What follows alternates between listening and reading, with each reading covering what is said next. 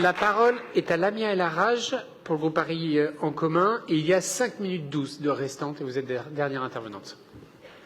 Merci beaucoup, Monsieur le maire. Mes chers collègues, cher Rudolf Granier, je ne vais que pouvoir abonder dans votre sens et partager un certain nombre d'interrogations que vous avez soulevées.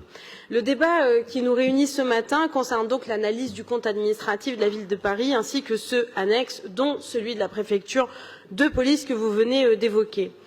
Quelques mots concernant tout d'abord le compte administratif de la ville. Je ne vais pas redire ce qu'ont si bien dit mes collègues du groupe Paris en commun avant moi, mais le seul fait que Paris soit la première commune à se faire certifier ses comptes prouve le sérieux du travail réalisé par la ville et par notre exécutif qui emmène la politique. Et ce, n'en déplaise aux détracteurs et autres saccagistes qui pratiquent la désinformation à coups d'outrance et de mensonges. Le désengagement de l'État est réel, mais peut-être n'arrivez-vous pas à lire les comptes ou peut-être ne voulez-vous pas le voir. En témoigne la baisse des dotations de 22 millions d'euros encore cette année et qui continue de nous pénaliser. Et je crois que cette baisse des dotations de l'État à destination des collectivités locales est partagée par vos représentants nationaux, chers collègues du groupe Les Républicains, si tant est que vous m'écoutiez. Apparemment, ce n'est pas le cas.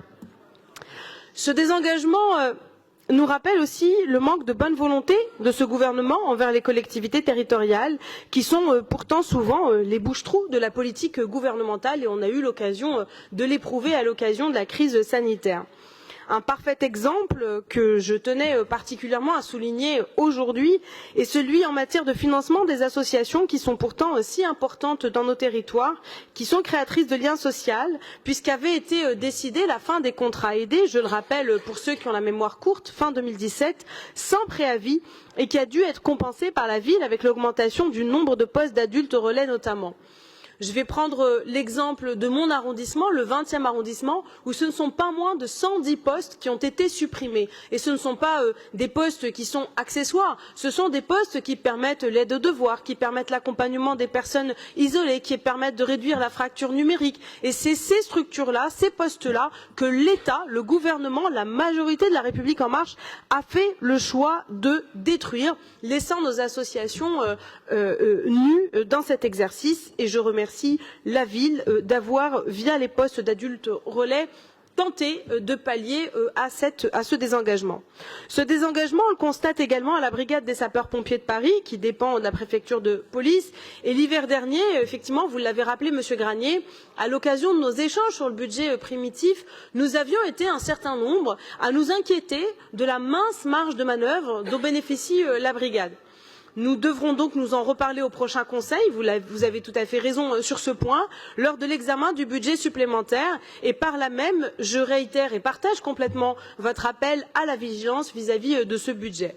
En effet, on ne peut transiger en matière de services publics, on ne peut continuer à les sous-financer. Il s'agit là de la protection de nos concitoyens qui est en jeu. L'État et les collectivités qui financent la brigade devront être à la hauteur de ces enjeux. Nous ne manquerons pas de le vérifier et la ville de Paris se tient et continuera de se tenir aux côtés de sa brigade. Ça, je crois que personne ne peut en douter et je ne peux pas vous laisser dire le contraire.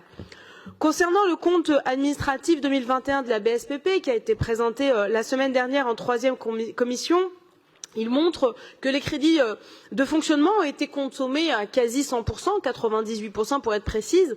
Et selon la présentation faite, ces crédits auraient permis de financer la seconde année du plan de modernisation décennale de la brigade à hauteur des attentes de celle-ci en 2021. Ce plan, rappelons-le, permet de revaloriser les bas salaires pour fidéliser les personnels et améliorer les conditions de travail et la vie des brigadiers. Nous nous en réjouissons. Il est primordial qu'il puisse être mené à terme. Mais cela était un engagement, là aussi, je le rappelle, de l'État. Et il est assez inopportun, à mon sens, de faire peser cet effort-là uniquement sur les collectivités territoriales. Cela fait partie aussi des éléments que nous avions dénoncés au moment de ce débat. Sur la section d'investissement, la BSPP se retrouve avec un solde positif de 180 000 euros, car un bras élévateur armé qui devait être réceptionné en 2021 ne le sera finalement qu'en 2022. Il nous faut donc rester vigilants quant aux enjeux financiers de la BSPP que nous suivons et continuerons de suivre de près, notamment sur les questions d'effectifs qui avaient fait l'objet, là aussi, d'un débat assez poussé lors de l'examen de nos travaux. Et nous avions pris, là aussi, un engagement dans le cadre du budget supplémentaire que nous allons devoir examiner dans quelque temps, à ce que les choses soient très claires. Voilà ce que je voulais vous dire, mes chers collègues, qui me semble être assez important. Rappeler évidemment notre engagement du côté du groupe Paris en commun pour nos services publics, et il ne faut pas que des enjeux financiers, le désengagement de l'État, le sous-financement des collectivités territoriales par l'État pénalise la couverture opérationnelle de la brigade et donc la sécurité de milliers de Parisiennes et de Parisiens qui font appel à ce service chaque jour. Et je crois que nous nous rejoignons tous dans le cadre de cette perspective sur tous les bancs de notre Assemblée. Je vous remercie. Merci beaucoup.